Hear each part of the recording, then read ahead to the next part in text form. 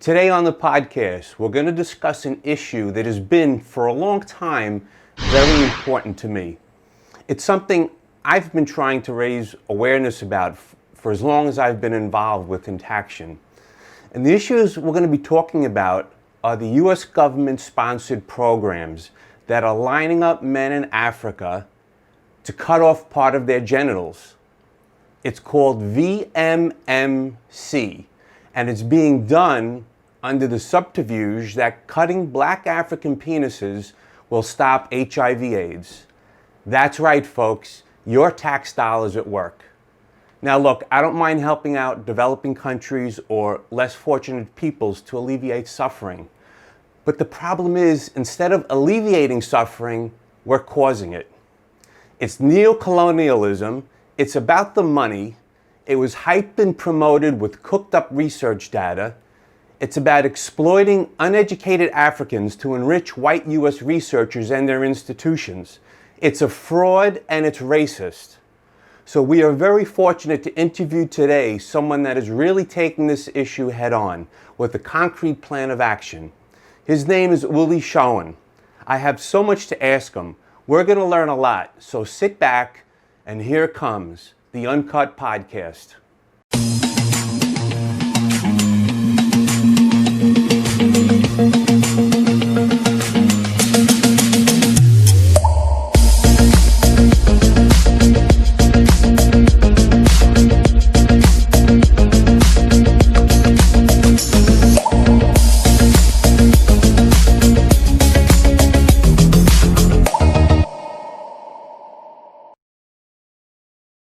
We have Ulli Schauen. He's from Cologne, Germany.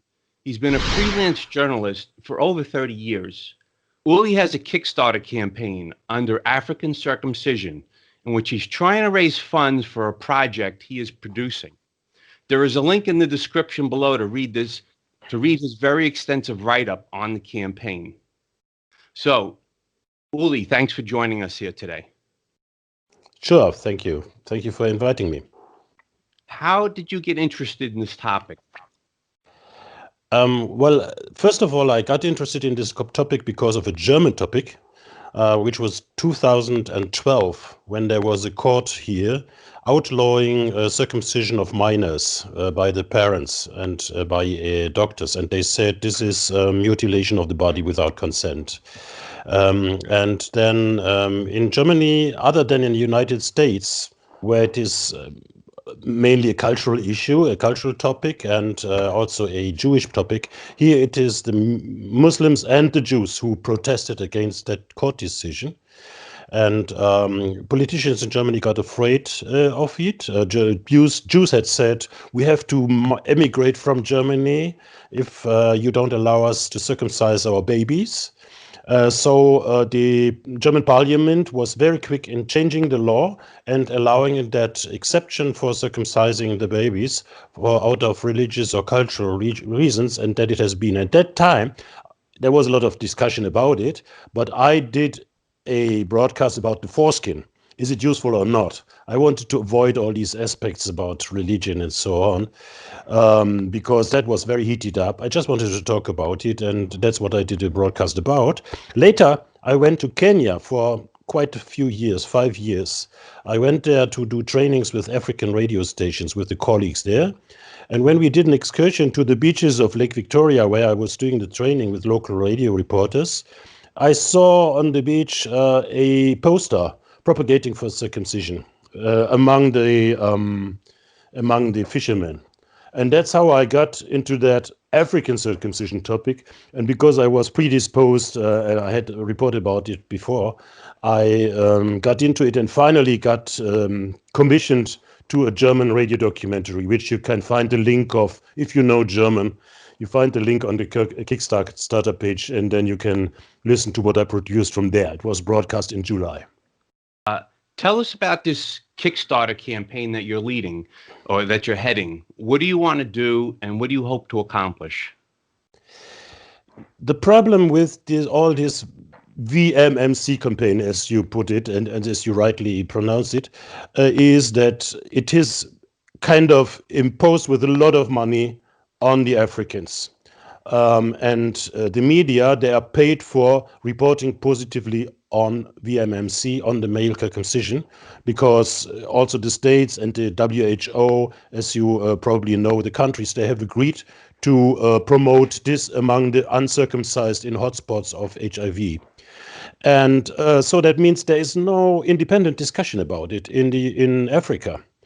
And I was very annoyed that I have worked for the BBC before, and I was very annoyed that the BBC or the NPR or other American, Canadian, New Zealand, or whatever, or British stations did not commission me with an English version of that documentary. So I could not transfer it to Africa to discuss about it. And that's why we, Ugandan colleague and I, we created that Kickstarter campaign, because we want to have our results of our research heard in Africa. It's about Africa, and it should be heard in Africa and discussed in Africa. And many, many aspects of it should be discussed there, which is not happening really, because all this money is behind it, jobs and PR. So with this project that you're producing, what exactly is it? How are you going to get this information out to the African people? Well, the Africans, they don't, the African radios, I must say, media. Still, radio is important, very important. Everybody has a radio, even they hear it on their phone. They have it on their boda boda, on their, what is it called? Motorbike taxis? And they listen to it in the fields and at home. So radio is important. But of course, not of course, as I know, because I've trained with African radios, they don't listen to a long radio documentary. Even in the United States, it's disappearing. It's all podcast by now. So we want to produce a series of shorter items where then they can talk about it with their listeners. African radio stations, they earn money from the phone companies. If they have an attractive topic to talk about, many people call, and the phone company gives them something for each call, a share of that cost. I see. So the U.S. government, under their agency called PEPFAR, and yes. U.S. AIDS and the WHO, they're all promoting VMMC. Again, that's voluntary male medical circumcision, although the voluntary I'm a little bit skeptical of. But they're promoting it with outdoor advertising. And tell me if I'm wrong or right.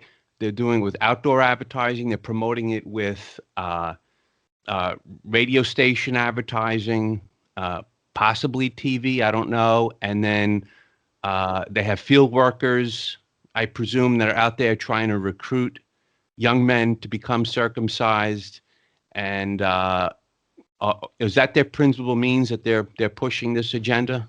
It is their means, and there's more even, because the advertising comes as information, and if you're promoting something, it is under the name of sensitizing and informing. Because they just say science has proven that it is good for you, and so do it. And it is not being discussed. And sometimes it is also a bit unfair how they promote it. For example, they say, it also prevents or it lowers the risk of cervical cancer. And and in that clinic where they promote it, you can see next to that poster promoting circumcision, you can see the poster promoting cervical cancer vaccination of young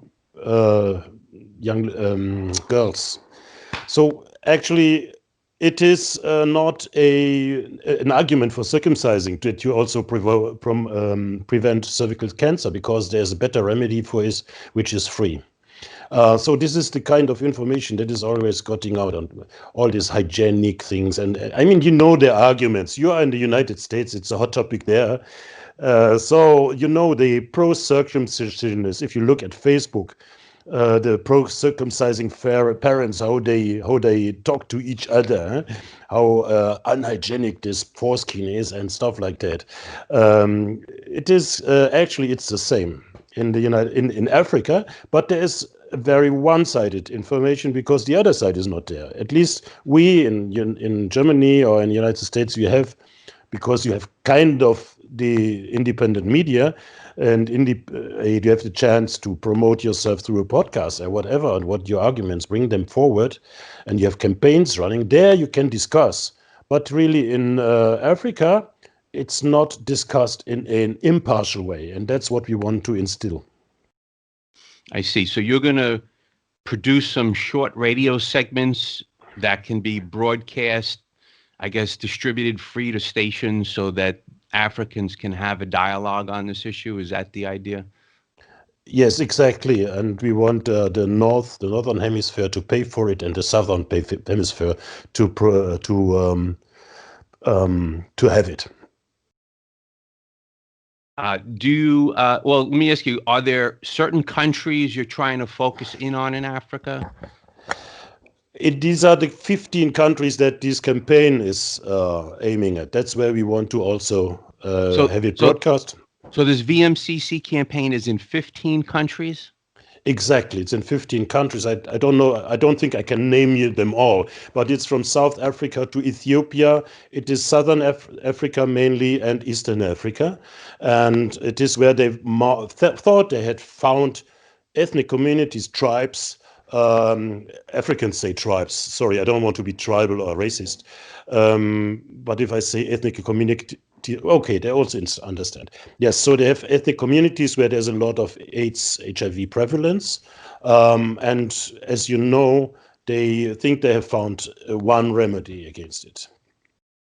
And these countries, 15 countries, you can see them named on the Kickstarter page, very low down in this long text that we have there. Well, it's amazing what they can accomplish when they have billions and billions of dollars behind them pushing this. 15 countries. I had no idea of the extent. I thought it was basically Kenya, Uganda, and South Africa, but maybe a few others. But 15 countries, that's pretty mind-blowing. Do you regularly travel to Africa? Yes, I have. Yes, but it was just Kenya, but there I know it. Kenya, I know a lot. I was also in South Africa, yeah. Do you worry about government interference with these broadcasts? After all, the African governments and the leaders, they wouldn't want to jeopardize their USAID money and money from like Gates Foundation. And you know whose money that pocket is landing in. So the truth or discussion on VMMCC, which is tied to billions of dollars, if it could be a threat to them, especially if African men start hearing your broadcasts and refusing to participate in VMMC. It's true. That is the challenge. It is the challenge that this is kind of a closed thing. Everybody is for it. It has been promoted that way, but there's also resistance. And there are, the chance at the same time is that there are many, many small radio stations, communities, radio stations. And if the one radio station puts it in a different way, they have maybe the edge over the other one. So that is how we hope to get it promoted. Because there is this, not promoted, I mean broadcast, get the information out and the discussion. And actually, to be honest, any discussion is good. If in Africa and in African radio stations, there's a discussion about whether it's really good for the women to be circumcised. How is sex before and after?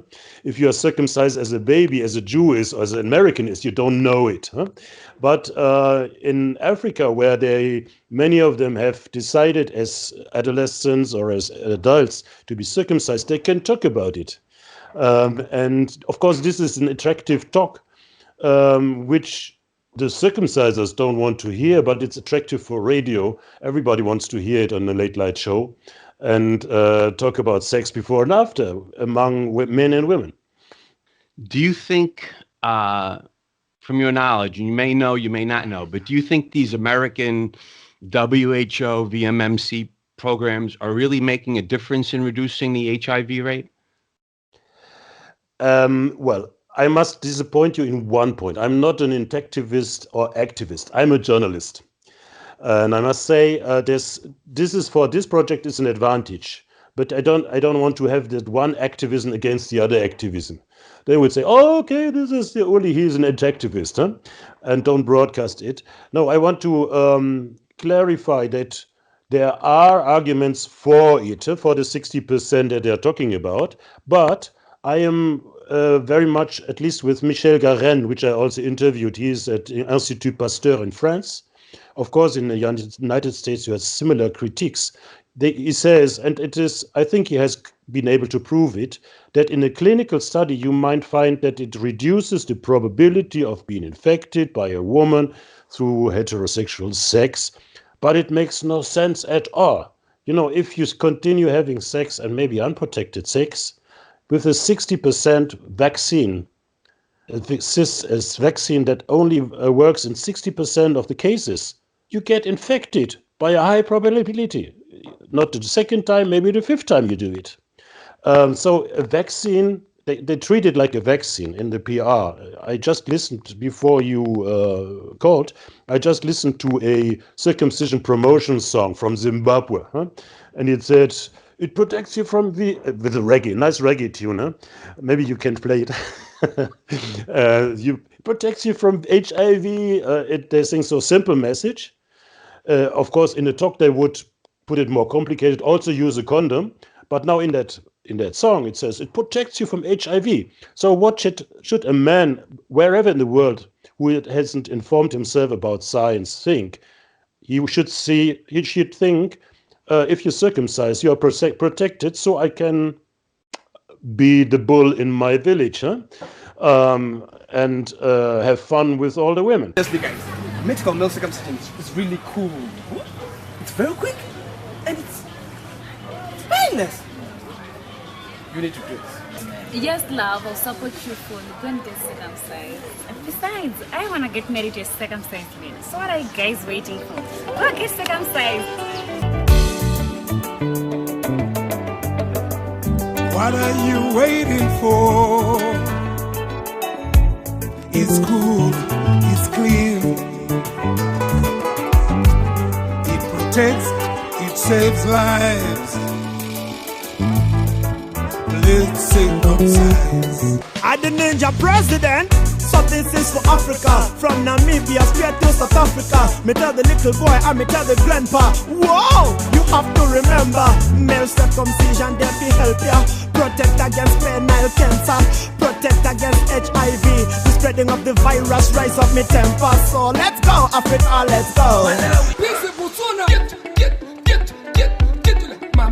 This is a song about male circumcision. Unite. What's up, my brother? Let me tell you a secret. In Africa, all the women here, they love circumcised men. Please do that. And I have talked to young men who have done that, who had this error in their heads because their peers told them, get circumcised, you will be protected.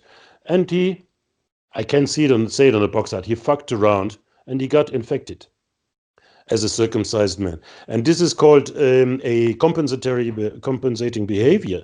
Right, and risk compensation. Risk compensation behavior, and it happens. And you can look it if you don't look it in a clinical study, or only with men who have been consulted by the circumcisers about this and that, but if you look at demography or at the areas where they are circumcised or uncircumcised, there you can see, and Michel Garenne has proven it, that you find even more infected men in many areas among the circumcised and among the uncircumcised, because it's the risk behavior that counts, the condom that counts, not circumcision. Right. Some of the men that were hired and funded to do these circumcision HIV studies were people like Robert Bailey, Ronald Gray, and Bertrand Overe, if I'm pronouncing his name properly. Do you have any information on them, how much they were paid, or what benefits they or their academic institutions benefited from? You know, I read somewhere that the Lancet refused to publish Overe's study, presumably over data integrity. And these were the three men that that led the HIV studies that got all this interest started in the first place? No, I don't have that information, but I would put it a different way. You know, if you are in a certain science community and you get used to think this or that way, and you have earned your living and your whole life that way. A man like Gray or Bailey, they are living in Uganda or Kenya and in the United States, in where is that? Johns Hopkins in Boston, huh? Boston area or Chicago. Baltimore. In Baltimore or Minnesota, there they, no, Chicago, Illinois, there they live. But they also have a nice life in at Lake Victoria, and they go there, and they are the kings of and a bosses, very respected, bringing jobs in a clinic. So I would put it not in a financial way so much. I would put it again in an identity way. These scientific communities, they have their identities. You know, I had a email conversation with Gray. I interviewed Rob Bailey. In Kisumu, I had an email conversation with Ronald Gray, and he stopped explaining it to me. I had critical questions, and the questions were too stupid for him. It seemed to me, huh? So he even wrote his answers in bold letters. You know, if you write an email, you shout, and you write the capital letters, huh? Right. And he did that because I did not understand what he wanted to say, and I just had another question. You know, as a journalist, I had other questions. So I was disturbing these circles a bit, and that's how it is, huh? And it's yeah. So this question comes from a friend of mine, Tim Hammond from circumcisionharm.org. Have any EU nations contributed funds to the VMMC campaigns in Africa? Are you aware of anything like that? Alien nations. EU, European Union nations. EU nations. I don't think so. No, I haven't heard about that. Indirectly, maybe, because, you know, UNICEF is in it. And UNICEF has the United Nations Children Protection Agency. And they have hired people for consultancy. They are in the campaigns in Malawi or other countries. You can find it on their web pages. And you can find also their sum up of where the funds come, and some of it comes from donors, and most of them are in the United States. But some of it's their own funds. And of course, then it is everybody who is contributing to UNICEF. It's not much. Most of it is from the United States, also through channeled through UNICEF. But everybody who states who give money to UNICEF, they also part of it is for this. Are you aware of any efforts among European Union governments to object to the African VMMC campaigns? I mean, Europeans, by and large, don't practice male circumcision, and they presumably know already that it's not necessary for the control of sexually transmitted infections. So you think they'll ever start to question the ethics and the human rights issues involved with these campaigns? Not the governments. No, because there's kind of a truce, huh? I told you in the beginning that, for example, in Germany, it's a hot topic because of religious regions. And if there's, I mean, this is also a kind of a paternalistic view. You know, it's only Africa. So why should we intrude what others do in Africa if the African governments even have said we want it? So there's nothing to win for a government somewhere else if they object against it on behalf of others, because actually on a government level they cannot do it on behalf of others because the African governments have also consented for their reasons. Right. I guess what you're saying is the EU governments feel like they have no standing in the issue. Yes. To cut it short, thank you. You put it better than me. To me, there seems to have been a coordinated U.S. plan to fund and conduct the circumcision HIV studies, then claim a benefit for circumcision, and then roll out the VMMC circumcision campaigns. after all, the 3 studies, which were the foundation for all of this, they were ended prematurely, and which any researcher would tell you that totally throws off the results. The clinical trials done by Bailey and Overe and Gray, they ended them prematurely. They didn't let the studies go to the full period because they said the benefit was so substantial that it would be unethical for them not to offer the control group circumcision. So they ended the studies, which throws off the results. It skews the results. So to me, it seems like they planned this all in advance. So they pre-baked the cake to get the results they were looking for. And yet in America, where most of the adult men are circumcised, there's a high HIV infection rate, at the height of the HIV crisis. And it didn't deter those seeking to implement these programs in Africa. So when no American medical authority dared to implement a VMCC campaign in America, yet they're all gung-ho to do it in Africa. What do you think about that? I think on these points, the Intactivist campaign is quite weak. These are arguments that you read in articles maybe stemming from the year of 2011 or something like that. And in this case, I have discussed this, for example, with Robert Bailey in Kisumu, and he convinced me. Imagine that to stop these trials was okay and was right because, if you look at it, if you look at the 3 trials, at the documents, you can also see that the result was already there. The difference between the 2 groups was that there was no difference. Both of them wanted to be circumcised, the control group and the other one. And that's why the ethical commission accompanying it said, upon their request, I guess, that it should be stopped earlier so that if there is a higher rate of HIV among the uncircumcised, they said, and in this group it was the case, they should not be denied it anymore, and they stopped, I think, 3 months earlier. But you can do that if the results are already there. You have statistical measures to measure it if it is still is already valid and reliable data. And even Garin, the critique which I interviewed, he wrote in an article 2007, before it was decided, he applauded the studies, but he said, no, you don't. Even at that time, he said it has no relevance for the reality. And I think if the Intactivists look at their arguments again, please, and discuss it, they could be even more credible in their criticism about this.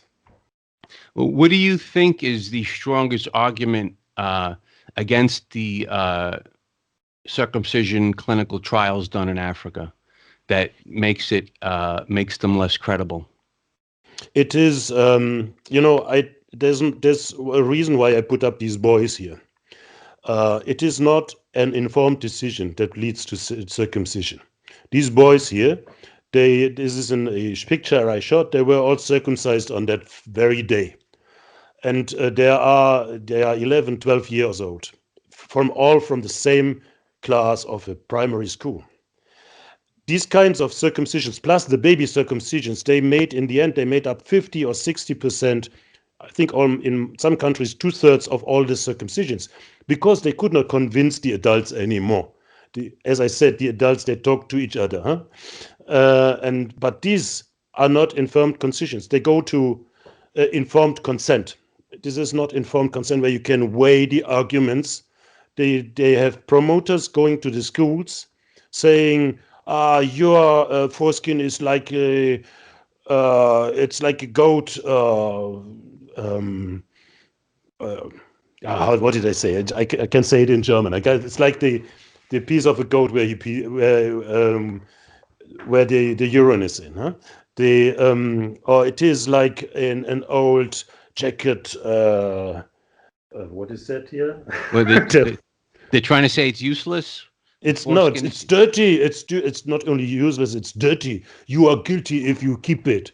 You are a dirty man, a young boy, And you, so of course, in among, you know how 10, 11, 12-year-olds tick, huh? So if somebody believes that, if 2/3 of your class believe this, you get to be an outsider if you don't. And really, the circumcisers changed the scene there. Now the whole school, every class, every year they take that fifth, class 5 or whatever it is, and then they circumcise them. They convince them. And this is the main point, and they go to the maternal units, and they tell the mothers. The mothers are more deciding about their young babies than others. You want a clean baby? If it will be really a clean baby if you decide now to circumcise 15 years before the first intercourse. And UNICEF promotes it. The early infant male circumcision, they call it EIMC. So these are the main points, that they are changing the picture so much, plus an ignorance of all the social settings that they are working in. Huh? Circumcision in Africa is a highly ethnically charged identity thing. Even now, as I'm speaking, even before the circumcision campaign, there are things like, if you are a minority you're living as a minority in another area where the majority does circumcise for traditional reasons as a coming of age thing, huh? And then it can happen to you that you are circumcised by force, because they think you are, you're misbehaving in that part of the country. And they're coming there, the circumcised, and they give these circumcisers with violent circumcisers. They give them a new argument and saying, you are spreading HIV, you are spreading AIDS, we circumcise you now, or if you don't circumcise until tomorrow, we'll come after you. So what you're saying is that young men, or maybe even children, are being forcibly circumcised against their will? That also happens. Another problem is that's happening is that there's a lot of pressure on the circumcises. If you have a little room where you circumcise as a team, you circumcise these boys, you're supposed to have, all through the year, you have 12 circumcisions per day to reach the numbers. You have targets given from top down, from New York, Washington to Nairobi, then to Kisumu, then to the district, and the organization, the NGO who is organizing it. And they have promoters there. These are the guys who go to school, go to the beaches, and so on, and try to convince the people.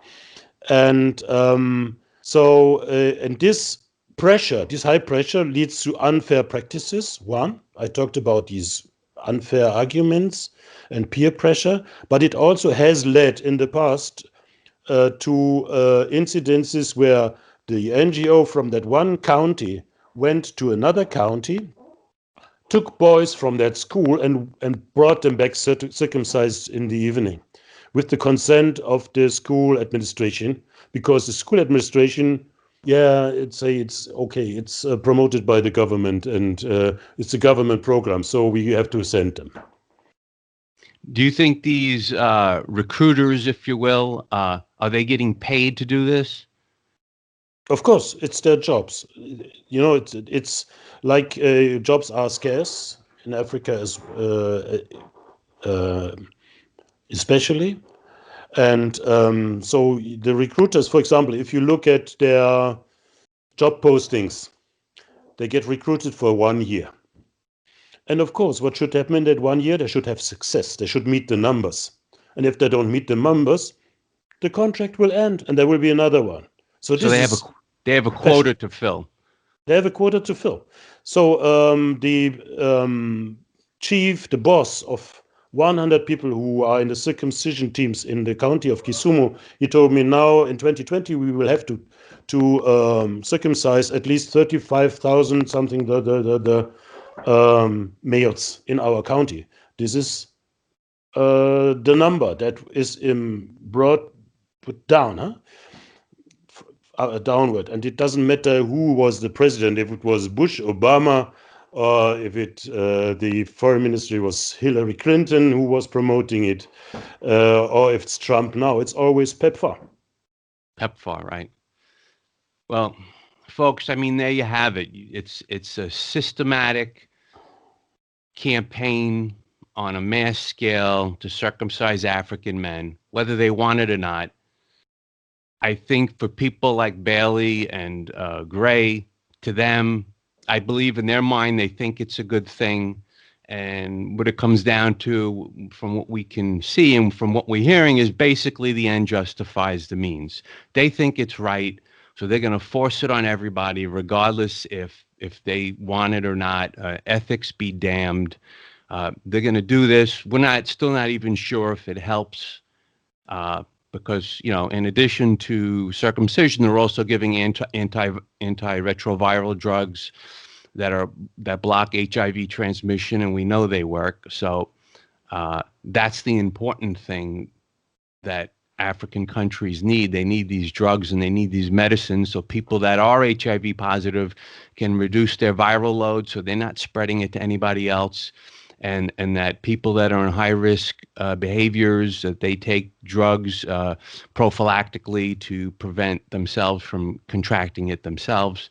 And, you know, circumcision just seems to be this sideshow that's getting a lot of attention and a lot of funding. And it's a really sad situation. And I'm grateful that people like Ulli are getting involved with this and they have a concrete plan of action. Ulli, before we wrap it up, what else do you want to speak about, or what do you want to tell people about your Kickstarter campaign and why they should get involved with it? Oh, the main point is isn't going well, that Kickstarter campaign. At the moment, it stalls. It's normal for a Kickstarter campaign in the middle of a Kickstarter campaign, but if people really care and want information to get to Africa, they should just give the 20 euros or dollars. And make it possible. We just need worldwide 700 people to support it, and I know there are these 700 people, and otherwise we will not be able to do it. Right. So I mean, we're really in this David and Goliath battle where we're up against the U.S. government, PEPFAR, UNAIDS, and the Gates Foundation with billions and billions of dollars to spend on this, and then we have just people like us that are trying to do the right thing and promote ethics and doing it through Kickstarter campaigns or what have you. So I know I'm going to be donating to your campaign. I hope others also get involved with this, because we really need some help, you know, getting this message out. And African people are only hearing one side of the story. They're hearing the U.S. government party line on what they want, what they think is best for them, and they're not hearing any dissenting opinions. So, Ulli, I really thank you for doing this. Thank you for having me. Okay. Good luck with your campaign. I look forward to All right. seeing the progress going forward.